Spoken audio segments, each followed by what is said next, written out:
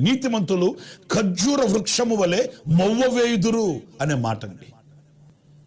అంటే అర్థం ఏంటంటే మొవ్వ వేయడం అని అంటే అర్థం ఏంటంటే ఎప్పటికప్పుడు చిగురు వేస్తూ ఎక్కి వెళ్ళే అనుభవాల్లో ఉంటారంట నీతిమంతులు. ఆ అనుభవం కావాలి మనకు. శ్రమ కలిగిందని, నింద కలిగిందని, అవమానం కలిగిందని దిగజారిపోయే అనుభవం కాదు, కానీ మనము లెబానోను దేవదారు వృక్షము వల్లే మనం ఫలించాలి, వికసించాలి, ప్రజ్వలిల్లాలి. ఎల్లప్పుడూ నీతిని అనుసరించి మనం నడిచే వ్యక్తులమై ఉండాలండి. అలాంటి వారికే దైవ దీవెన కలుగుతుంది, అంతేకాదు దైవ ఆశీర్వాదం కలుగుతుంది, అంతేకాదు ఆ నీతిమంతులైన వాళ్ళు ఆయనతో కూడా యుగాయుగములు జీవించగలుగుతారండి. నిషిద్ధమైనది అసహ్యమైనది చేయువారు ఆ రాజ్యములో ఉండరండి.